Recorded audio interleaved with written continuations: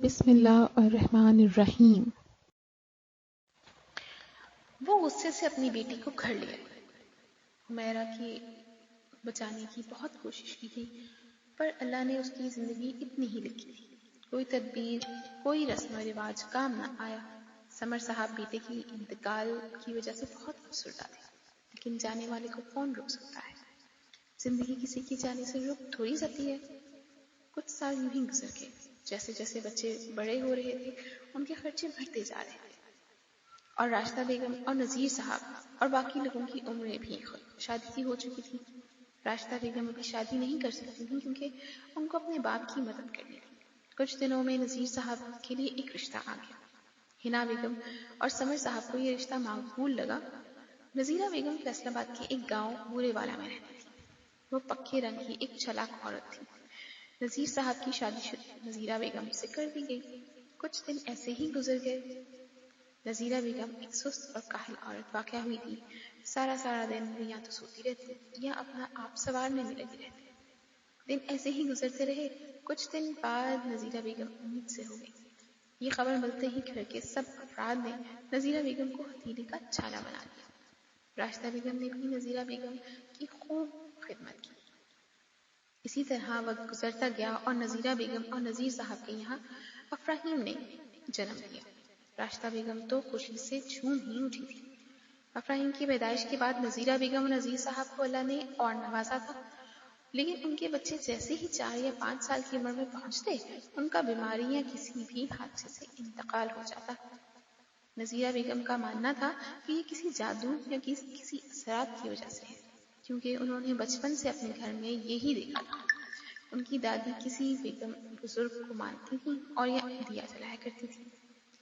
ان کی دادی کئی راتیں بنا تھکے رقص کرنے میں صرف کر دیتی تھی۔ نذیرہ بیگم اپنی ساس سے اکثر کہتی تھی، میری دادی نے مرنے سے پہلے مجھے تھپکی دی تھی، وہ بھی کندھے پر۔ یہ جادو وغیرہ کا چکر مجھ پہ نہیں چل سکتا۔ گھر کے حالات اور خراب ہوتے جا رہے تھے۔ غربت نے سمر صاحب کی پورے خاندان کو اپنے لپیٹ میں لے لیا تھا۔ حالات کے پیش نظر سمر صاحب نے ایک فیصلہ کیا، شہر جانے کا، وہ بھی چھوٹے شہر نہیں بلکہ کراچی جیسے بڑے شہر۔ سمر صاحب نے جو فیصلہ کیا تھا، اس فیصلے میں راشدہ بیگم نے ان کا بھرپور ساتھ دیا۔ وہ راشدہ بیگم کے ساتھ کراچی شہر میں آ گئے۔ کراچی آ کے انہوں نے خوب محنت کی اور راشدہ بیگم نے بھی ان کا بھرپور ساتھ دیا۔ ان دونوں باپ بیٹی نے بہت محنت کی۔ پھر سمر صاحب نے اپنے بیٹے یوسف صاحب کو بھی کراچی بلا لیا۔ پھر کچھ سالوں تک راشدہ بیگم، یوسف صاحب اور سمر صاحب نے بے انتہا محنت کی، اور کچھ سالوں کے بعد سمر صاحب نے اپنا پورا خاندان کراچی میں منتقل کر دیا تھا۔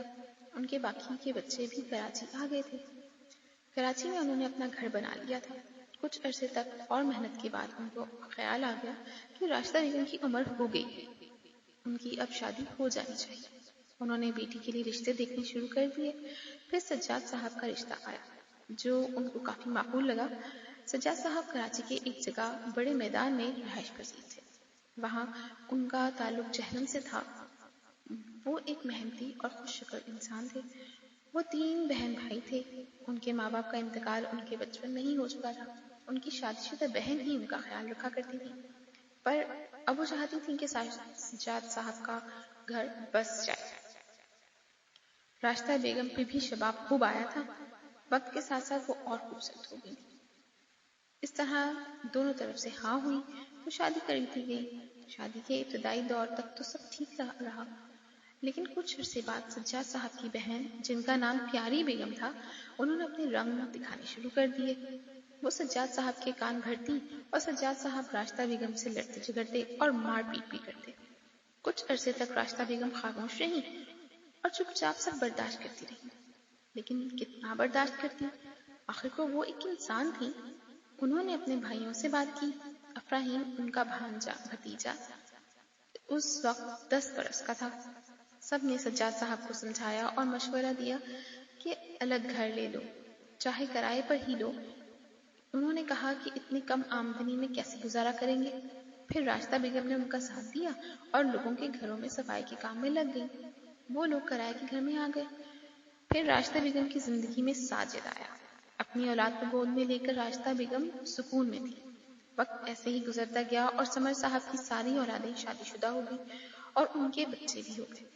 نذیر صاحب اور راشدہ بیگم کی شادی کے بعد یوسف صاحب کی حمیدہ بیگم سے کی گئی شادی، جو کہ سادہ دل اور خوش اخلاق خاتون تھی۔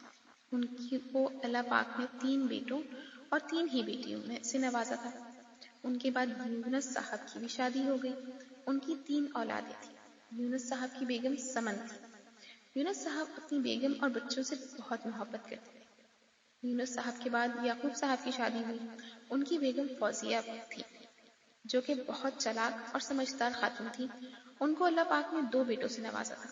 یعقوب صاحب ایک ہنسمکھ قسم کے انسان تھے، اپنی بیوی اور بچوں سے بہت محبت کرتے تھے۔ پھر سکینہ بیگم کی شادی صادق صاحب سے ہوئی۔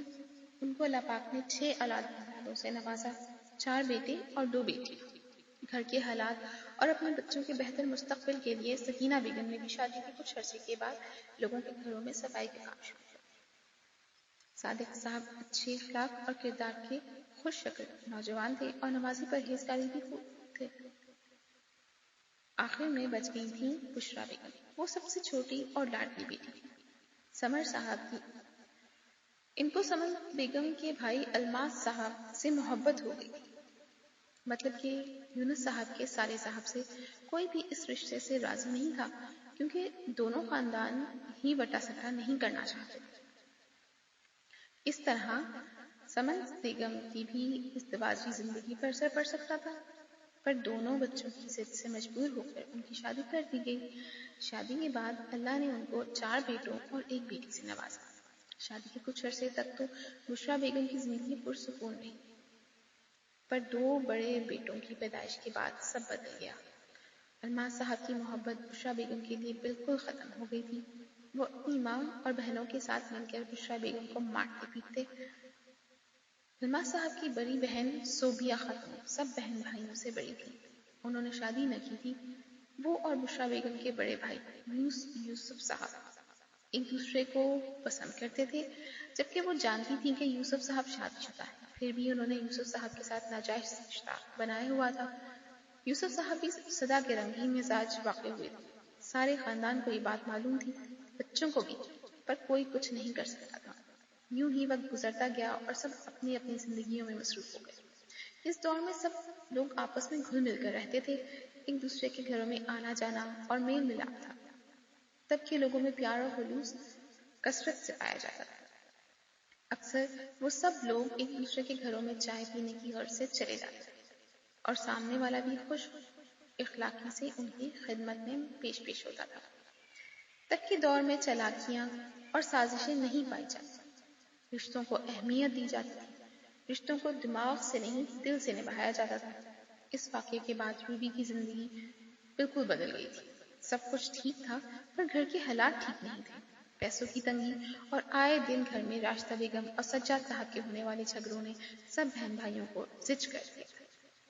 ان کی گھریلو ناچاکی کی وجہ سے ساجد بھی پریشان تھا۔ وہ نذیر صاحب کے بڑے بیٹے ابراہیم کے ساتھ بجلی کا کام سیکھ رہا تھا۔ یوسف صاحب اور نذیر صاحب نے مل کر ایک بجلی کی سامان کی دکان ڈالی تھی۔